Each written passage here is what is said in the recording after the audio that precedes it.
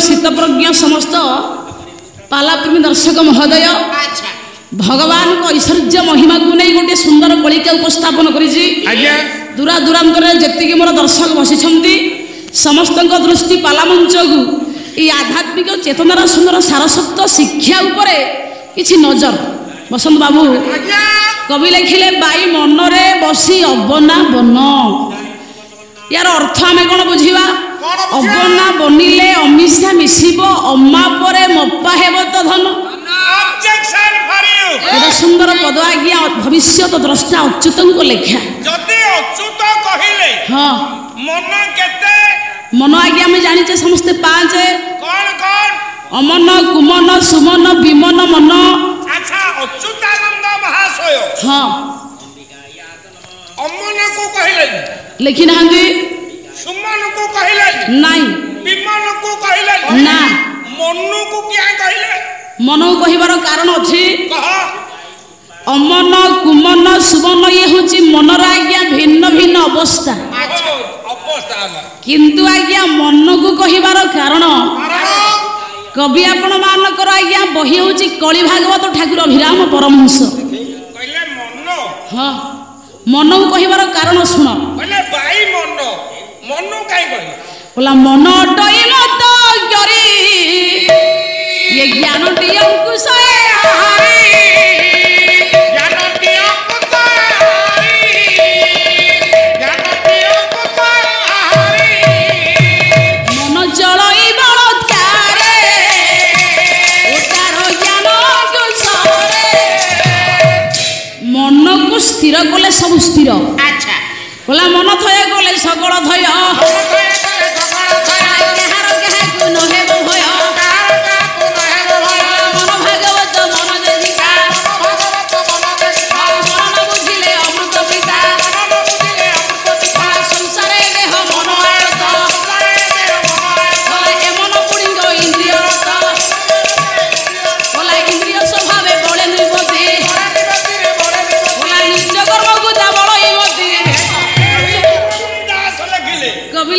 मन जदि थय करू सब हम थय जदि मन आज्ञा अथय सब अथय मन को स्थिर करू जेबे गोविंद बांधी बारू देवे चाहिले चेयर रे बसैला ए मन चाहिले नै कि दुकान रे ढुकाइबो ए मन चाहिले नै कि घरे सुआई दबो ताहले मन को कहिबार अर्थ मन जदि स्थिर हुए पंडित सब स्थिर जदि मन आज्ञा स्थिर मनीष सब कार्य स्थिर हम ताहले पंडित मंडली अच्युत कहले मन को मन रे आज्ञा तू स्थिर करे रे मनीष जदि मन को स्थिर करिवो ताहले सब कार्य स्थिर हम ताहले पंडित मंडली मन आज्ञा स्थिर हेबो कि परि हे अच्छा मन केमिति स्थिर हबो मन हां मन केमिति स्थिर हबो अच्छा टिके खानाटा माछ मांस भोजन हबो नहीं नहीं माल टिके पड़िबो हां कवि हेले पूर्णानंद गोस्वामी आज्ञा ना फटी टिके पड़िबो मन केमिति स्थिर हेबो देखि बोले आत्मा को चिन्हिले सिना ज्ञान को पाइबा ये ज्ञान उदे हेले संसार रुपरे जीवा बोले आत्मा रुजे आत्मा गोटी आसे आत्मा होई आत्मा चिन्ह लोकोए विश्व ब्रह्मचारी आत्मा नदी रे जे प्राणी नंबर होई बुडी हमसे की बात तोरी पारे की गंगा जड़े बुडी पूर्णानंद गोस्वामी कहिले मनीष जेते बेले ज्ञान को प्राप्त करी आत्मदर्शी हबो सेतिकी बेले मन आपे आपे पंडित स्थिर होई जीवो ताहले पंडित मनीष ज्ञान को प्राप्त हेबो कि परि हे सर हां बयस हेले हां ऑटोमेटिक ज्ञान पाइबो अच्छा ज्ञान बोली तू कोन बुझुछु कहिलु एबे मो नातुनीटा ज्ञान पाइला हे निलोजिया 20,000 टका खर्च अरे से ज्ञान कथा मु कहनु रे ज्ञानटा होची विषय को जानिबा होची ज्ञान प्रत्येक वस्तु मध्य आत्मा को दर्शन करबा होची ज्ञान भगवान जगत परमात्मा को चिन्हिबा होची ज्ञान हे ओडिया भागवत जगन्नाथ दास हां बोले आत्मार होइले आभास ସମୂଳେ ଜ୍ଞାନ କବି କହିଲେ ସେତିକି ନୁହଁ ପୁଅ କହିଲା ଜ୍ଞାନରୁ ଦିବ୍ୟ ବୁଦ୍ଧି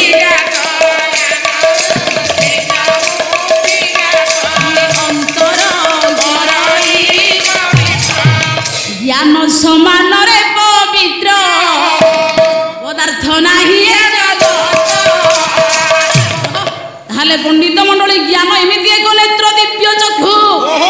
ଏ ଜ୍ଞାନ ମଣିଷ ପାଇଲା ପରେ ଭଗବାନଙ୍କୁ ଚିହ୍ନି ଯାଏ ମନ ସ୍ଥିର ହୋଇଯାଏ ଆତ୍ମଦର୍ଶନ ହୋଇଯାଏ ହେ ମୋର ବରେଣ୍ୟ ପଣ୍ଡିତ ମଣ୍ଡଳୀ ତାହେଲେ ଜ୍ଞାନକୁ ପ୍ରାପ୍ତ କଲେ ଆତ୍ମଦର୍ଶୀ ମଣିଷ ହୁଏ ଗୀତା କହିଲେ ଶ୍ରଦ୍ଧାବଂ ଲଭତେ ଜ୍ଞାନ ତତ ପରେ ସଂଯତେନ୍ଦ୍ରିୟ ଜ୍ଞାନ ଲବ୍ଧା ପରା ଶାନ୍ତି ମଚିରଣାଧି ଗଚ୍ଛତି ପଣ୍ଡିତ ମଣ୍ଡଳୀ ଜ୍ଞାନ ମଣିଷ କେମିତି ପାଇବ ନା ଶ୍ରଦ୍ଧା ଥିଲେ ମଣିଷ ବିଦ୍ୟା ଅଧ୍ୟୟନ କଲେ ଜ୍ଞାନ ବଢେ କିନ୍ତୁ ତତ୍ପର ସଂଯତେନ୍ଦ୍ରିୟ ଇନ୍ଦ୍ରିୟକୁ ସଂଯମ କରି ବିଦ୍ୟା ଅଧ୍ୟୟନ କଲେ ପାଠ ହବ ଖାଲି ଦୋକାନରେ ବସିଲେ ହବନି ପାଲାବାଲାଙ୍କ ଓଡିସି ଲେଖିବାକୁ ପଡିବ ଆମର ଜ୍ଞାନ ଜ୍ଞାନ ଲବ୍ଧା ପରା ଶାନ୍ତି ମଚିରଣାଧି ଗଚ୍ଛତି ଯଦି ଥରୁଟେ ଅନ୍ତରାତ୍ମାରେ ଜ୍ଞାନ ଆସେ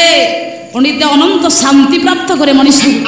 ତାହେଲେ ବରେଣ୍ୟ ପଣ୍ଡିତ ମଣ୍ଡଳୀ ଜ୍ଞାନ ତାହେଲେ ପାଇଲା ପରେ ମଣିଷର ମନଟା ସ୍ଥିର ହବ ତାହେଲେ ଜ୍ଞାନ ପାଇଲା ବୋଲି ମଣିଷର ବିଶ୍ୱାସ କେମିତି ଆସିବ ଏ ମଣିଷ ଜ୍ଞାନୀ ବୋଲି ଆମେ କେମିତି ଜାଣିବା ନାଇଁ ରେ ପୁଅ ମଣିଷ ଜ୍ଞାନୀ ପଣ୍ଡିତ ହେଲେ ଯେତେବେଳେ ସର୍ବଭୂତରେ ସେ ଭଗବାନଙ୍କମୟ ବ୍ରହ୍ମମୟ ସତ୍ତା ବୋଲି ଭାବିବ ସର୍ବଦେହରେ ଭଗବାନଙ୍କୁ ଅନୁଭବ୍ୟ କରିବ ସେତେବେଳେ ଜାଣିବ ସେ ପ୍ରକୃତ ଆଜ୍ଞା ବ୍ରହ୍ମଦର୍ଶୀ ତତ୍ତ୍ୱଦର୍ଶୀ ଆତ୍ମଦର୍ଶୀ ହେଲା ପ୍ରିୟ ଭାଗବତ କହେ ବୋଲେ ଏକଇ ପୁରୁଷ ଅନନ୍ତ ସକଳ ଘଟେଛନ୍ତି ସତେକ ଘଟେ ଜଳ ଚାହିଁଲେ ଆକାଶ ବିଷୟ ବୋଲେ ଆତ୍ମା ସକଳ ଘଟେ ଥାଇ ତାହାର କ୍ଷୟ ବୃଦ୍ଧି ନାହିଁ ଆତ୍ମାର ସଂସ୍ଥାନ ସର୍ବଦା ଆତ୍ମା ଯେ ନିର୍ଗୁଣ ଯେ ଘଟେ ଆତ୍ମା ବାସ କରେ ସେ ଘଟ ନଷ୍ଟ ହୋଇପାରେ ଆତ୍ମାର ନାହିଁ ଆଦି ଅନ୍ତ ସର୍ବଦା ଜ୍ୟୋତି ରୂପେ ସ୍ଥିତ ଏ ମୋର ପଣ୍ଡିତ ମଣ୍ଡଳୀ ସକଳ ଘଟ ମଧ୍ୟରେ ଭଗବାନ ଅଛନ୍ତି ସବୁ ଭିତରେ ଭଗବାନଙ୍କ ସତ୍ତା ମା ଲୁଚିକି ଅଛି କିନ୍ତୁ ସର୍ବ ମଧ୍ୟରେ ଯଦି ଆତ୍ମା ଅଛି ଭଗବାନଙ୍କ ସତ୍ତା ଅଛି ଶକ୍ତି ଅଛି এইভাবে অনুভব যেতবে মଣିষ করে সেতবে জাঁব সি হচ্ছে জ্ঞানী সি হচ্ছে তত্ত্বদর্শী আত্মদর্শী আজ্ঞা যা ঠাকুর অভিরাম পরমহংস কহিলে যিয়ে যা ভজুছি ভজ আনন্দ বলে একই পরম পুরুষ সর্বস্থানরে সে এপরিকি আকাশ জল বরষা হয়ে থাকে নদী পুষ্করিণীরে পুরী সাগরে মিশ নদী জল যেবে সাগরে যাই নমি সুখান্তা তেবে দেবা দেবী বলি ন ভিন্ন হইতান্তা তাহলে বরেণ্য পণ্ডিত মণ্ডলী যেমিতি আজ্ঞা সকল নদ নদী জল যাই সাগর মধ্যে প্রবেশ করে আকাশ তো পতিত তৈয় যথা গচ্ছতি সাগরে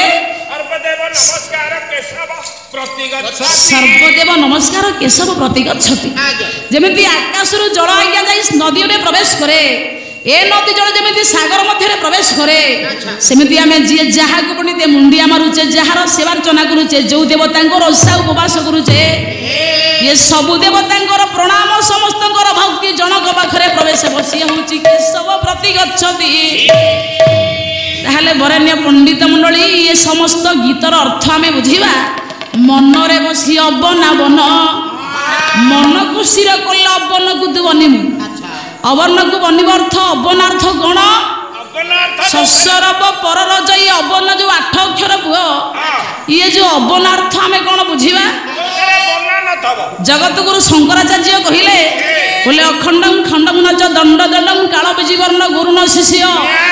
ला ग्रह न तारा न च मेघ बड़ा तस्मै नम ब्रह्म निरंजनाय स्थान न मान न च धातु बिंदु रूप रेख न च धातु वर्णं दृश्यम न दृश्यम श्रवणं न श्राव्यम तस्मै नम ब्रह्म निरंजनाय पंडिते जहा क्या देखा जीवनी जहा सुना जीवनी जहा को देखि हबनी अनुभव्य करी हुए पंडित मंडली जी अखंड जी अतुल जी अपरिमेय जार आदि नहीं अंत नहीं प्रारंभ नहीं कि शेष नहीं पंडित जी शून्य जी परम ज्योति रूपक सकल घट मध्य परम ब्रह्म रूप आज्ञा विद्यमान से हूँ अखंड से हूँ अबना जहाँ कोड़िया भागवत जगन्नाथ दास लिखिले कला सृष्टिर पूर्व थिले मुहि मोहर पूर्व केही नाही ये सृष्टि मध्य जेतेबेले केही नथिले सेतेबेले मु थिली जेतेबेले केही नथिबे सेतेबेले मु थिबी कला प्रलय जल धीर मधे अनंत शयन आनंदे जले सोइले भगवान जे आत्मा रुचिर अधीन कला सोइले एक रूप होई ये संगे संगति केही नाही भागवत कहिले जगन्नाथ दास पंडित जेतेबेले पृथ्वी रे केही नथिले सिए थिला जेतेबेले आमे केही नथिबे सिए थिबो जहाकु बलराम दास लिखिले ज्ञान सागर गीता रे बोला नथिला सृष्टि प्रलय उत्पत्ति नथिला जल ये नाही रूप रे अनंत जप नाम कहि महाशून्य स्वाहा शब्दरु सहस्रे पाखुडा शाखारु हेला ज्ञान अबना संकरी नाम बोलाइला आदि ब्रह्म भगवान कहंती श्री कृष्ण सुन अर्जुन महाशून्य सुनु जात शून्य मध्य कुतुलय कर पार्थ अकार तुष अकार अक्षर विचार करते उकार जन्म होई अकार उकार मिसाई बुझिले एकाक्षर से बोलाई कवि लिखिले पुओ सेई होउची अबना जेतेबेले केही नथिले सेतेबेले से एक रूप ब्रह्म रूप थिले पंडित मंडली नथिला ए सृष्टि प्रलय उत्पत्ति नथिला जल पवन नाही रूप अनंत जप नाम कही महाशून्य स्वाहा शब्दरु सहस्रे पाखुडा शाखारु हेला उद्यान अबना संचरी नाम बोलाइला आदि ब्रह्म भगवान से होउची भगवान अबना जहा कि पंडित मंडली आपण माने केबे हेले अनुभव्य करिवे निज मुखरे आज्ञा गायन कले सरीबनी जहा चर्चा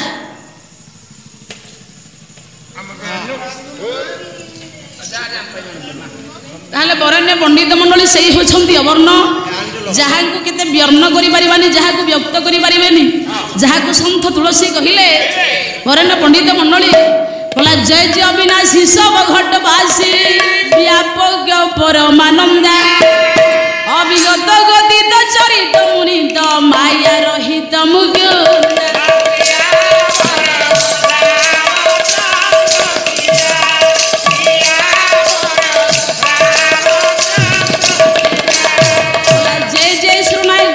सुखदायक प्राणत बल भगवंता गोदी जो हितकारी जय असुरारी सिंधु सुता प्रिय कंता निर्गुण रूप सुलभ धे सगुण दान नहीं गय निगम अगम नाना चरित सुनि मुनि गुनि ब्रह्म से होची सर्वघटवासी व्यापक परमानंदा सर्वघट मध्य ब्रह्म रूप अच्छी सबुठी आत्मा रूप अच्छी जगत रे जुआड़े देखिबा सब तार चर्चा आखि जेते बाटा पर्यंत जीव आज्ञा सब तार चरित्र ए मनीष जहा आज्ञा रात्रि पाहिले अनुभव्य करे जहार स्पर्श रे बंचे जहा शक्ति रे कथा कहे जा कथरे चालन करे हवन करे त्याग करे मनीष जा उद्देश्य रे चले सही होची भगवान जहांकर सता पंडित आमे जेते कहिले सरीबनी जेते गाइला आज्ञा कहिले भी आमे माने समर्थ होई परिबा नाही सही होची सकल घट मध्य ब्रह्म रूप रे विद्यमान आसंतु आज्ञा कवि लिखिले बाई मन रे बसी अबना बन अबना बनिले अमिषा मिशिब अमा पर मपा हेब तो धन माने से अवर्ण को तू जदि गायबू मुखरे तार कथा को कहबू तोर देह रूपक ज्ञानटा असीम हो जहाँ को जेते व्यक्त कले सरीबनी तते शेष मध्य अंतिम समय परम आनंद परम शक्ति आह्लाद प्राप्त हो ताहले परम ज्ञानी गुरुजन स्थित प्रज्ञ महिषी माँ मैंने कुनि कुनि झील मैंने मोर बरेण्य पंडित कुटुंब